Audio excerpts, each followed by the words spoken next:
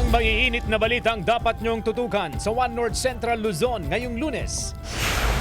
Dalawang babaeng magkaibigan, patay matapos pagsasaksakin ng hindi pa nakikilalang sospek. Malaking bahagi ng bundok sa Bontoc Mountain Province nasunog. Presyo ng mga gulay sa ilang pamilihan bumaba. At marelax sa tanawin at malamig na tubig ng Dupinga River. Ito ang GMA Regional TV, One North Central Luzon. Magandang hapon, ako po si Chris Zuniga. Malakihang oil price rollback sa bansa ipatutupad bukas ayon kay Pangulong Bongbong Marcos. Ang detalye sa report ni CJ Torida. Malaking rollback sa presyo ng mga produktong petrolyo ang ipatutupad ngayong linggo. Mismong si Pangulong Bongbong Marcos ang nag-anunsyo nito.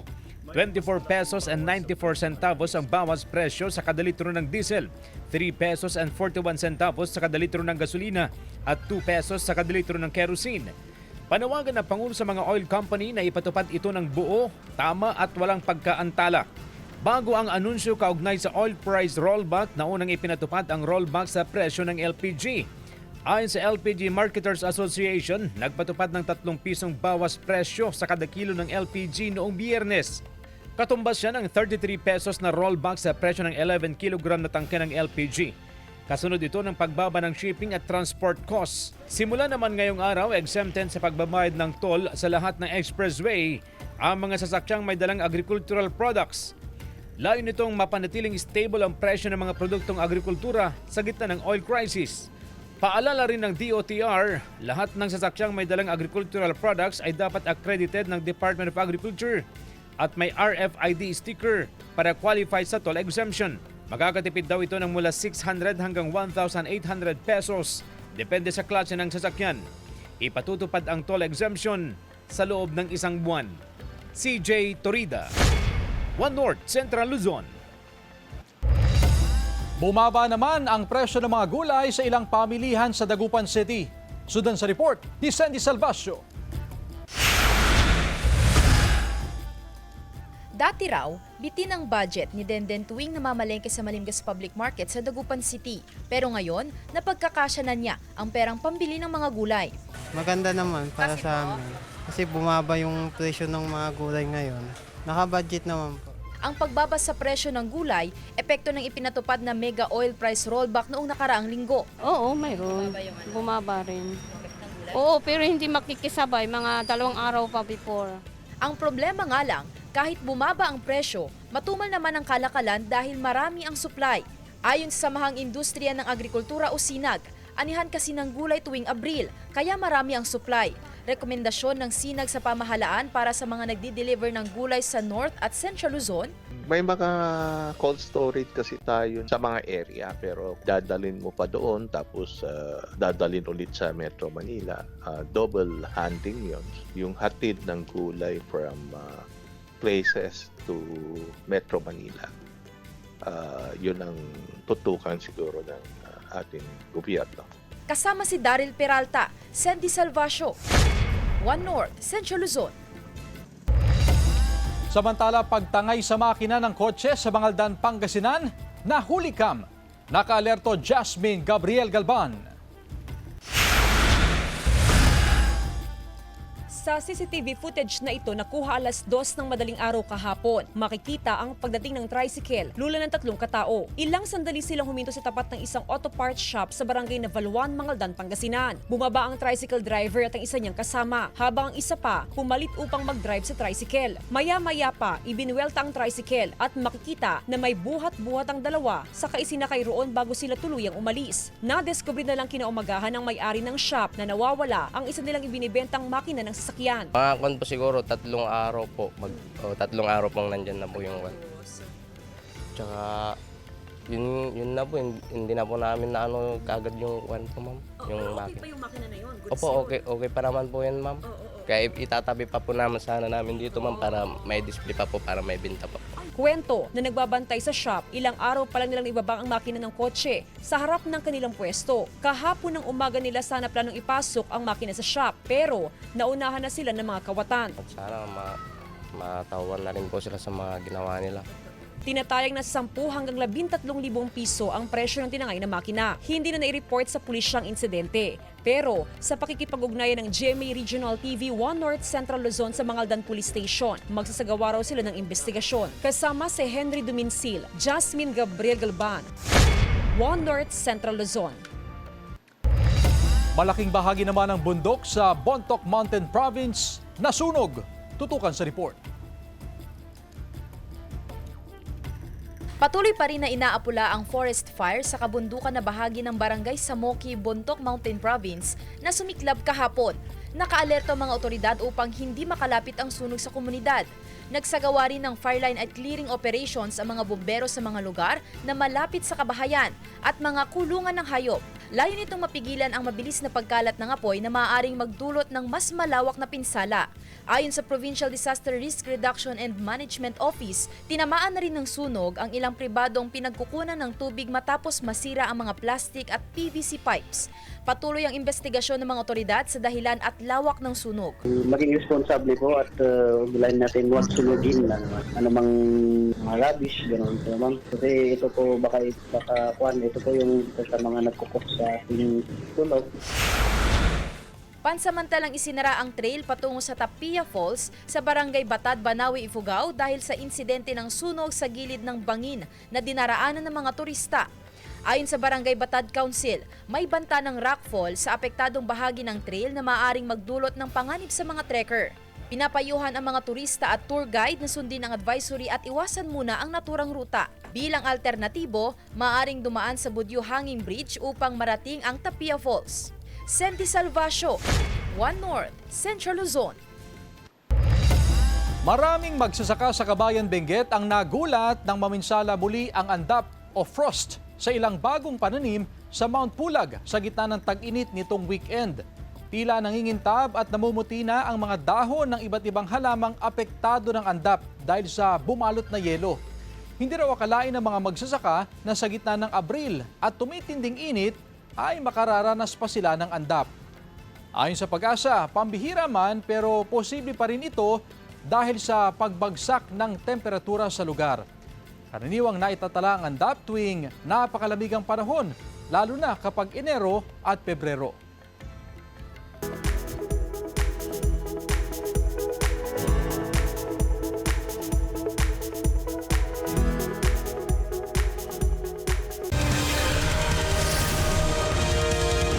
Ito ang GMA Regional TV 1 North Central Luzon.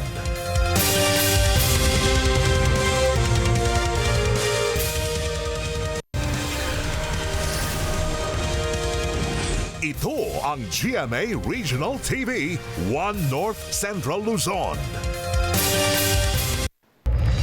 Patay ang dalawang babaeng magkaibigan matapos na pagsasaksakin ng hindi pa nakikilalang sospek. Yan at iba pang balita sa pagtutok ni CJ Turida. Patay ang dalawang babaeng magkaibigan matapos pagsasaksakin ng hindi pa nakikilalang sospek sa loob ng bahay ng isa sa mga biktima sa Barangay Balaya, San Carlos City, Pangasinan. Nadiskubre ang bangkay ng isa sa mga biktima sa loob mismo ng bahay madaling araw noong Huwebes. Nakitaan siya ng mga saksak sa katawan.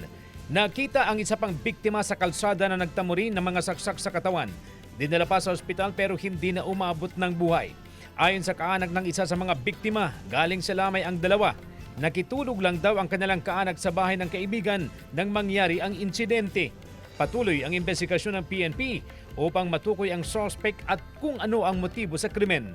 So as of now sir, may lead po kami na sinusundan, may person of interest na po kami, pero ongoing pa yung investigation, so hindi pa namin may sa publiko po yung suspect namin sinusundan po. Makamit na sana ang justisya para malaman kung sino siya o sino naman ang talagang gumawa ng krimen. Sugatan ang 69 anyos na lalaking security guard matapos pagsasaksakin ng hindi pa nakikilalang suspect sa Santiago City, Isabela, gabi noong Huwebes. Sugat sa dibdib, likod at kamay ang tinamo ng biktima na nagpapagaling na sa ospital. Kararating lang ng biktima sa kanyang pinagtatrabahuan nang mangyari ang insidente. Patuloy na tinutugis ng otoridad ang tumakas na suspect. Sinusubukan ng GMA Regional TV 1 North Central Luzon na magkuhanan ng pahayag ang biktima. Kasama si Ron Tanyedo, CJ Torida, 1 North Central Luzon. Isang gasolinahan sa San Jacinto, Pangasinan ang hinoldap ng dalawang lalaki. Tutukan sa report.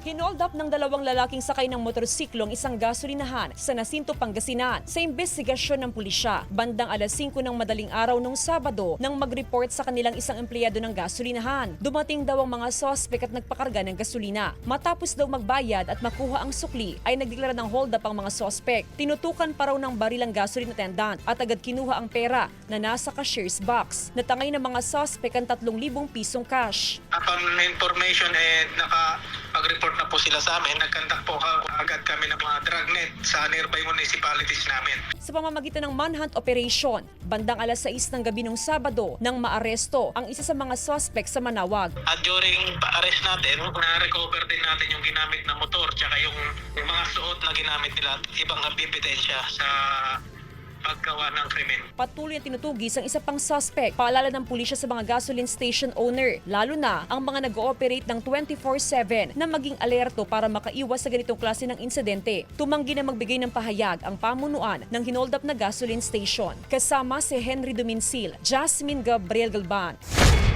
1 North Central Luzon. Arestado naman ang 3 lalaki matapos mahulihan ng tinatayang 1.4 billion pesos na halaga ng iligal na sigarilyo sa isang checkpoint sa Bayambang, Pangasinan, madaling araw noong Biyernes. Sa ulat ng otoridad, pinara sa checkpoint ang isang commuter van at nadiskubre sa loob ng sasakyan ang ilang kahon ng sigarilyo na napagalamang may mga pekeng selyo mula sa Bureau of Internal Revenue o BIR. Walang maipakitang kaukulang dokumento ang driver. Agad na inaresto ang driver na residente ng Alcala, Pangasinan. Hinuli rin ang 2 kasama niya na mga residente naman ng San Carlos City. Umabot sa 35 kahon o 1,754 reams ng sigarilyo ang nakumpiska. Inihanda ng reklamong paglabag sa National Internal Revenue Code, Train Law at Graphic Health Warnings Law laban sa mga sospek.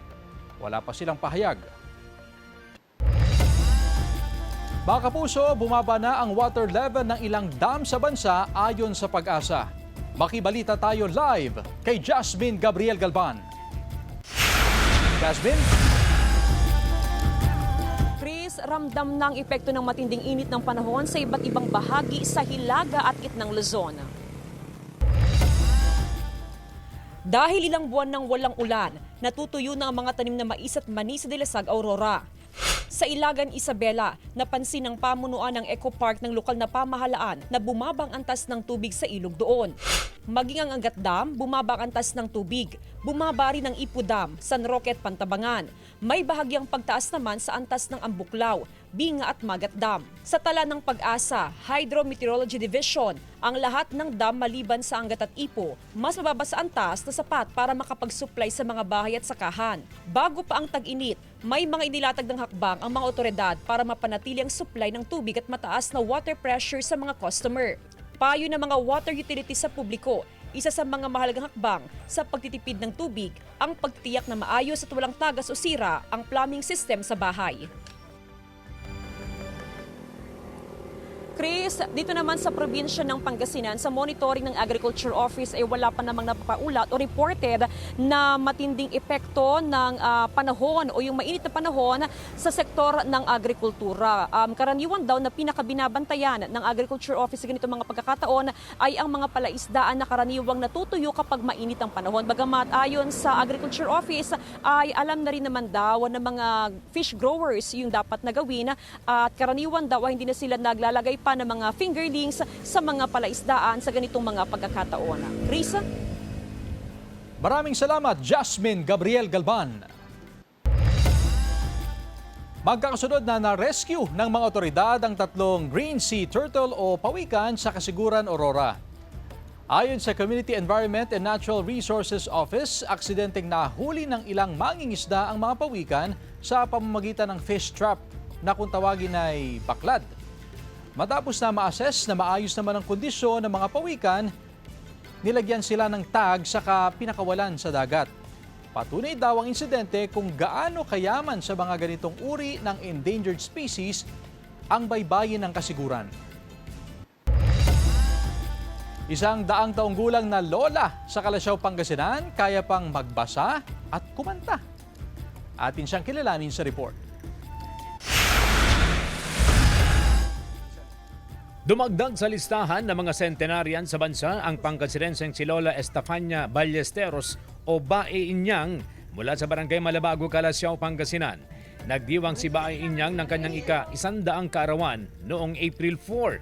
Sa edad na 100, kaya pa ni Lola ang magbasa, kumanta at magdasal. Amami wala kadtawan, nagalang sungaran mo. Unsabid si kami panarian mo, o noroy linawam. Jadalin unong adtawan. Nansaman, talagang sus kami matad alaga, antak mo tanawin pampabalag dari kami. Maungmat, so pambilin datan yung pampagat dari kami. Pagkain ng gulay, isda at karneng manok ang sikreto raw ni Lola. Kaya kahit sa edad na 100, ay malinaw pa rin ang kanyang mata at memorya. Natanoy, ayan panaon. Ang tigabagaba yun sira. Di ipangan. Malang silante. Anto'y sikreto yo kuno, akin ando ko do ko subi bilayo. Wanda. Ay, pising. At kaya pang kumanta ni Lola Inyang. Panter na luwag mansalmay, no si kalay na nunutan. Kasama si Henry Duminsil, CJ Torida, One North, Central Luzon. Samantala, tuluyan ng lumayo sa bansa ang bagyong may international name na Sinlaku. Sa ngayon, walang bagong sama ng panahon na namamataan o binabantayan ng pag-asa sa loob o malapit sa Philippine Area of Responsibility. Patuloy na iiral ang ridge o extension ng isang high-pressure area sa may hilagang Luzon, habang ang natitirang bahagi ng bansa ay makararanas ng epekto ng easterlies. Mainit at maalinsangan sa halos buong bansa, pero may tsansa pa rin ng ulan. Sa datos naman ng Metro Weather, mataas ang tsansa ng ulan sa Cordillera at ilang bahagi ng Central Luzon. May malalakas sa ulan na posibleng magdulot ng baha o landslide. Posible rin ang ulan sa iba pang bahagi ng bansa.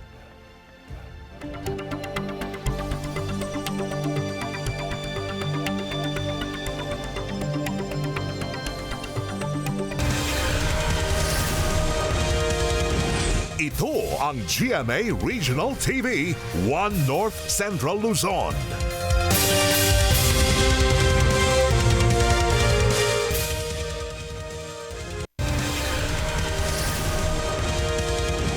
Ito ang GMA Regional TV, One North Central Luzon.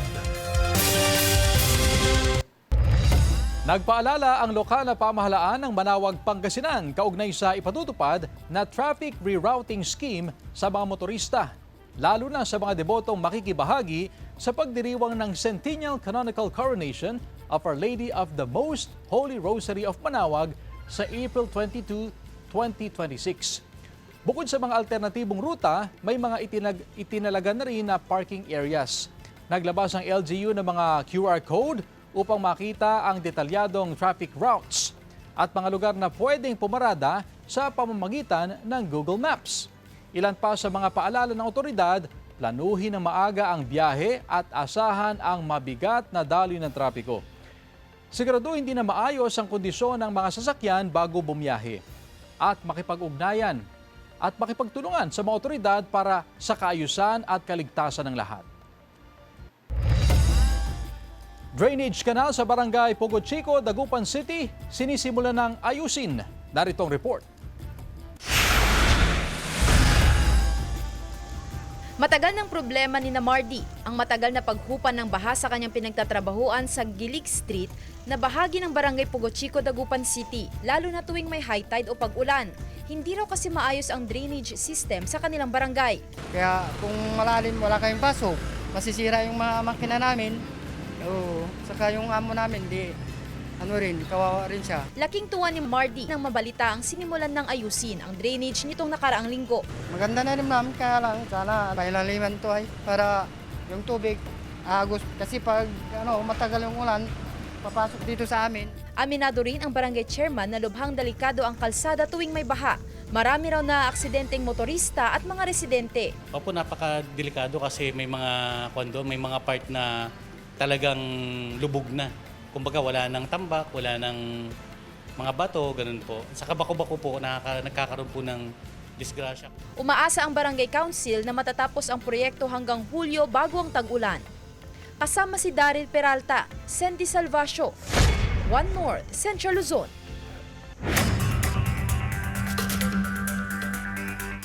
₱36 anyos na lalaki nalunod sa dagat sa San Fabian, Pangasinan. Tutukan sa report.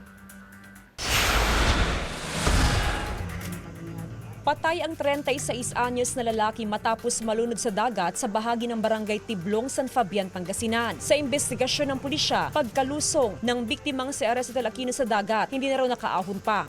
Yun, lumangoy siyang ganon. Nagulat na lang sila, mga ilang minuto, hindi na umahon.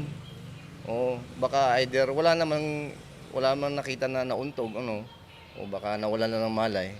Ngayon, bigla-bigla nilang yung ni-rescue. Kwento ng naiwang kaanak ng biktima, lagi naman daw siyang naliligo sa dagat. Wala rin daw siyang karamdaman. Hinala nila, posibleng pinulikat ang biktima, kaya hindi nakaahon. Masakit po. Bigla po. Hindi ko po inaasahan na mawawala yung asawa ko na alam ko baka napulikat yung paa niya po.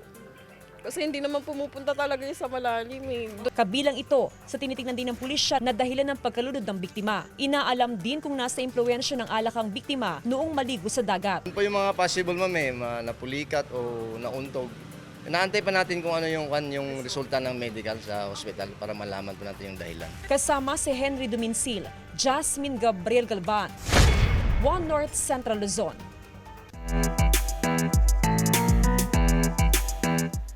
Patuloy na umaarangkada sa mga sinihan ang Kapuso Gen Z horror film na Huwag Kang Titingin. Nakasalukuyan pa rin ipinapalabas sa mahigit sa 140 na sinihan sa buong bansa. Pinagbibidahan ito nina Sofia Pablo at Allen Ansay. Kasama ang iba pang cast tulad nila Shuve Etrata, Marco Massa, Michael Sager, Sean Lucas, Charlie Fleming, Josh Ford, Kira Ballinger at Anthony Constantino. Tampok sa pelikula ang isang makabagong kwento ng katatakutan na hango sa karanasan ng Gen Z. Pinaghalo rito ang mga elemento ng lokal na alamat at ang nakakatakot na impluwensya ng viral internet challenges. Isang kombinasyong patok sa mas batang manonood.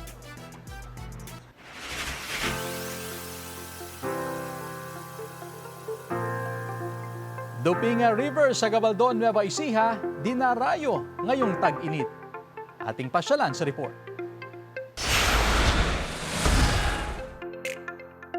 Refreshing ang hatid na vibes ng Dupinga River sa Gabaldon, Nueva Ecija.